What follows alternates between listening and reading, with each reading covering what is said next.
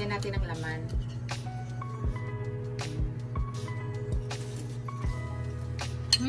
Okay. Sarap. Crunchy siya, guys. Narinig nyo? Crunchy siya.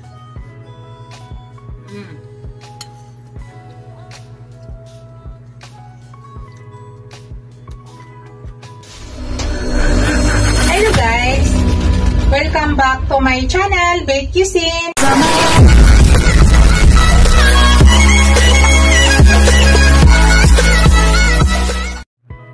Hello guys! Today's video guys, I want to share with you. Magluto po tayo ng bok choy. Ginisang bok choy guys. Ang ihalo po natin guys ay ito. Chicken siya na walang balat at walang buto.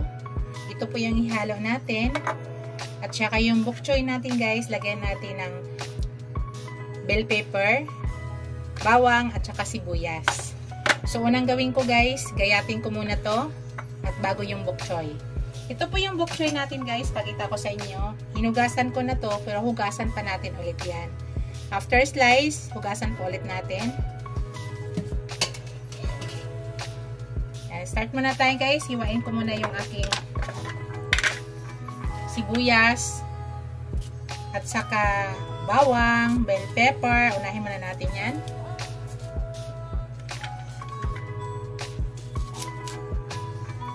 Tumubo na yung ating sibuyas guys. Matagal na kasi ito na stock. Kaya ubusin ko na siya. Hugasan ko muna to.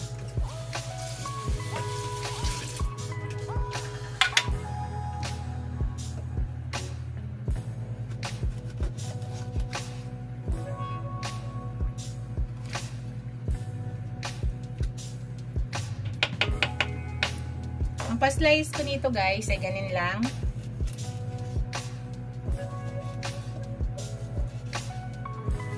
Para magkaroon lang ng ibang kulay guys.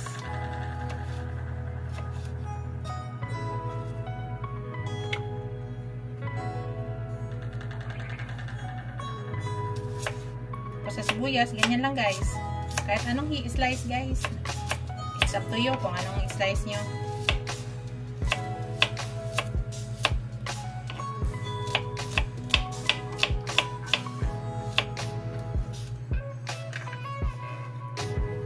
Tapos sa bawang,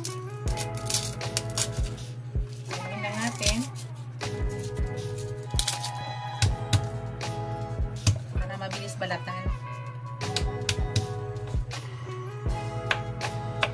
Ganyan lang guys, slicein nyo lang.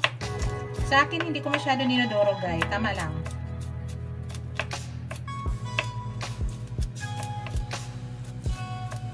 Alam mo ba guys, pag mahal yung bawang at sibuyas, nahirapan ako mag-adjust. Kasi mahilig ko ako, marami po ang nilalagay ko. Lalo na sa bawang, talagang isang buo yung nilalagay ko. Kahit mahal guys, parang nakukulangan ako pag ganyang kaunti, tinitipid ko siya. Pero nasa inyo guys ha. Yan, ganyan na pag-slice ko guys. Hindi masyado maliit. So, set aside natin.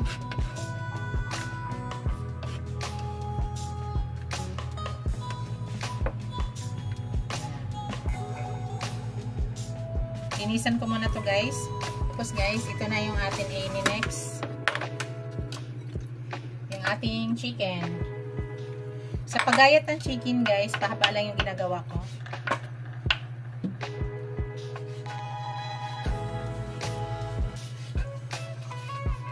Saka manipis lang para madali siya maluto. Saglit lang siya luto.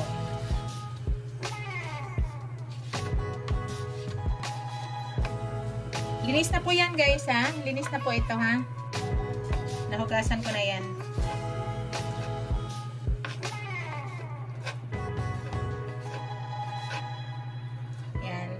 Tapos guys, ang ginagawa ko niyan, habang magagayatin natin yung ating bok choy, lagyan ko siya ng konting asin para magmarinate lang siya. Tapos ground black pepper.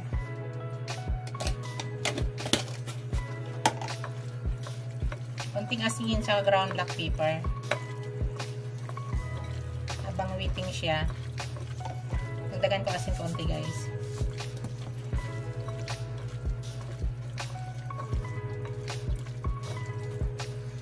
Yan.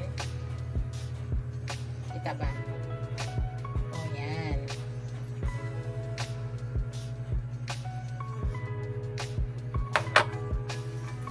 Yung bok choy, ginaganyan ko lang.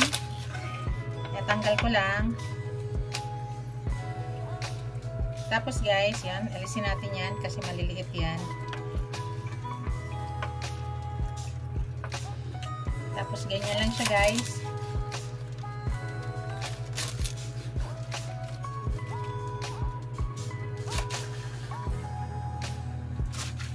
Yan, ganyan lang siya kahaba guys. Ganyan lang siya kahaba. Yan lang ginagawa ko. Hugasan pa natin ulit to guys ha. Kasi yung ilalim niyan, actually, inano ko yan, binuksan ko. Pero andyan pa rin yung dumi. So, ibabad ko to sa baking soda. Saglit. Pakita ko lang sa inyo paano ko ginayat. Hugasan pa to maigi guys. Yan. So, ngayon guys, hugasan ko na. Pakita ko sa inyo guys paano ko hugasan maigi. So ngayon ganyan muna.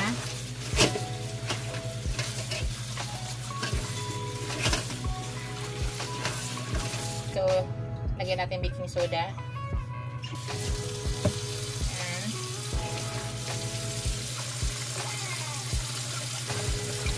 Tapos kung mababad yan, hugasan mo pa maigi. Babad lang siya. Kita nyo ba guys? Yan, nakababad na siya guys. Kita ko sa inyo ha. Yan, nakababad na siya sa baking soda. So, mga 5 minutes guys. Tanggalin ko na yun sa babad niya para madaling matanggal yung dumi. Pakita ko sa inyo guys after 5 minutes. Yan guys. Naka 5 minutes na tayo. Oops.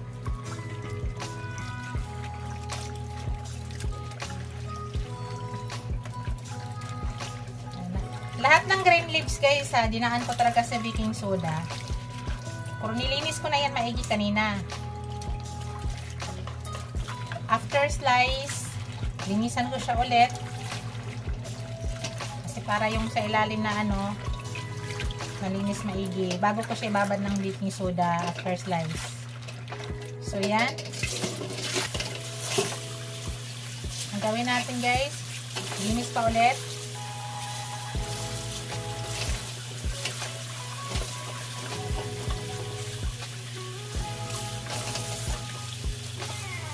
Kanina, hindi ko na pinakita. Bago ko siya nilinisan, bago ko siya ni-slice, iniisa-isa ko pag-check yung dahon, yung mga uod ng mga, ano, yung uod ng sa mga gulay, para maalis na po natin.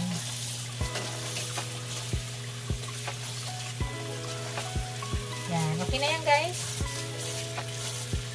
So, yan.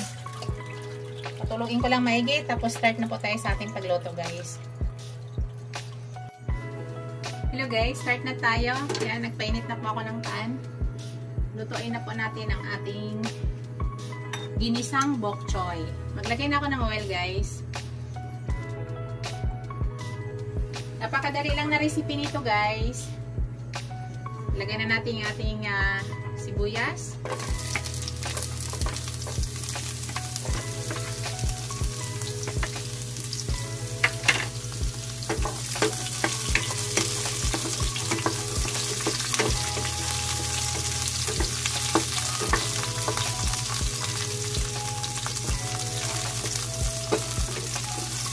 Sunod, ilagay na natin yung ating bawang.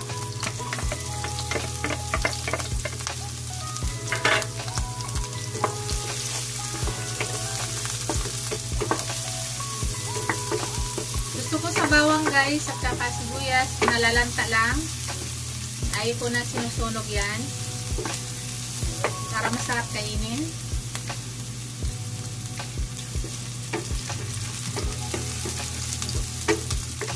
Okay na yan guys. Ilagay na natin yung ating chicken.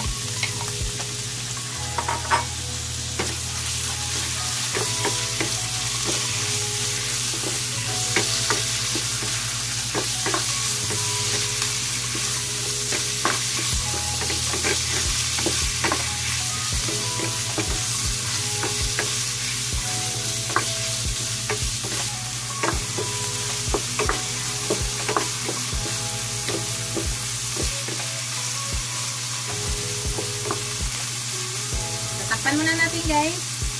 Lutuin muna natin ang ating chicken. Check natin guys.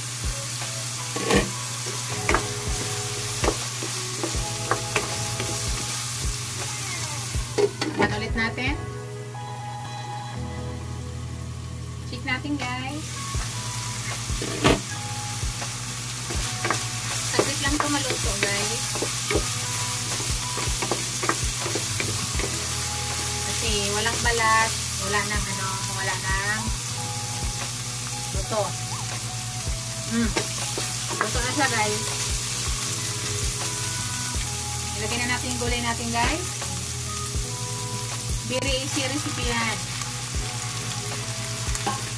Tapos mayroon akong fried na isda. Okay na guys.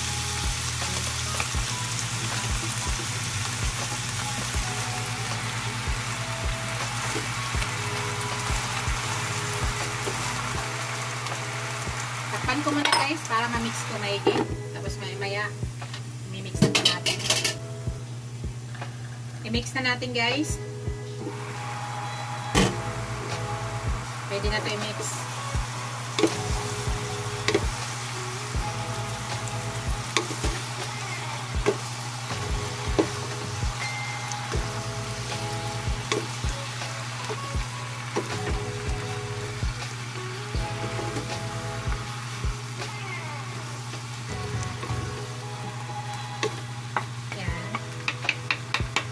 Ilagay ko na yung aking sili guys. Yung aking bell pepper. Tapos guys, maglagay ako ng liquid seasoning. It's up to you kung anong ilagay nyo.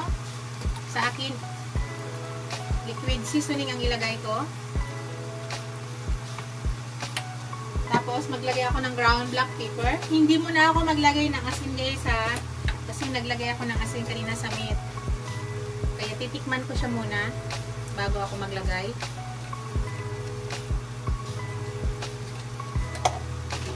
Then mix natin. Ayoko, tingnan mo guys, may sarili siyang tubig, di ba? Kahit pinatulo na natin siya maigi, meron pa rin siyang tubig.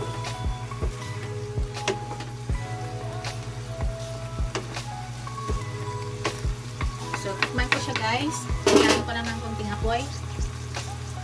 Tikman ko lang siya.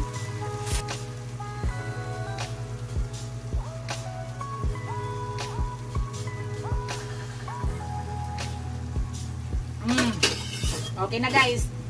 Hindi na tayo kailangan maglagay ng asin guys kasi naglagay tayo ng liquid seasoning. Yan, tikman natin guys. Tikman natin.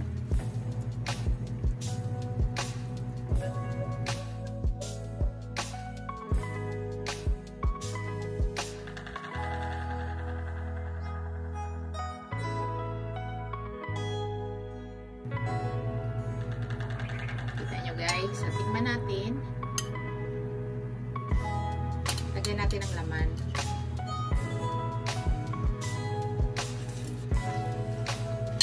Okay. Sarap. Crunchy siya guys. Narinig nyo? Crunchy siya.